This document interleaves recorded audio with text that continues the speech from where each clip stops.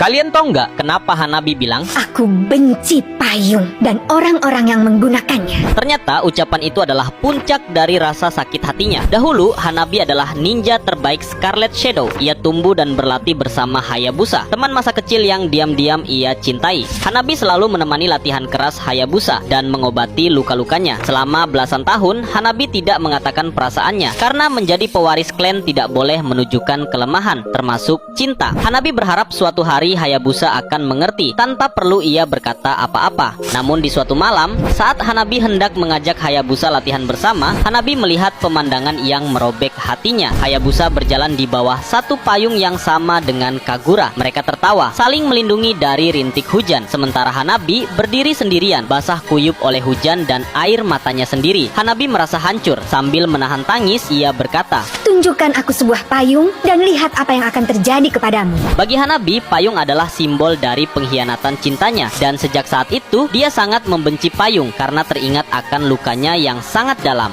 Kalian tahu nggak kenapa Layla bilang? Aku akan jadi cahaya yang menuntun kepulangan ayah. Ternyata ucapan itu punya kisah tragis di baliknya. Dahulu, orang tua Layla adalah ilmuwan jenius yang menciptakan sebuah meriam teknologi sebagai pelindung masa depan. Namun setelah Layla dilahirkan, ibunya wafat dalam tragedi yang menimpa kotanya demi melindungi Layla. Sejak saat itu, sang ayah merawat Layla sendirian, mengajarinya tentang rasi bintang dan ilmu pengetahuan sambil diam-diam menciptakan mesin ruang waktu untuk membawa istrinya kembali dari masa lalu. Saat mesin itu dinyalakan, terjadi ledakan besar yang menciptakan celah dimensi yang menarik sang ayah masuk ke dalamnya. Layla menggenggam tangan ayahnya, namun genggamannya terlepas. Melihat hal itu, Layla menjerit histeris. Sambil memegang meriam buatan orang tuanya, Layla berkata, Dengan cahaya pemandu ini, mungkin ayah bisa mendengar suaraku. kini Layla hidup sendirian, berkelana mencari ayahnya yang hilang, berharap setiap tembakan meriam yang ia arahkan ke langit bisa menembus dimensi lain dan menjadi pemandu untuk ayahnya pulang. Kalian tahu nggak kenapa Vexana bilang Aku seharusnya menikah dengannya, dengan gaun ini.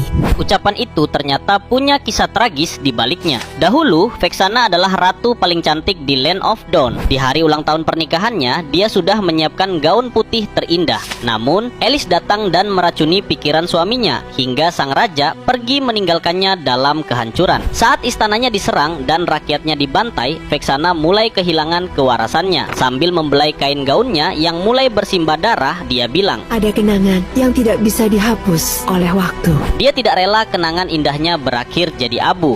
Dia pun merobek jiwanya sendiri, memanggil kegelapan untuk membangkitkan semua orang yang tewas agar tetap hidup bersamanya.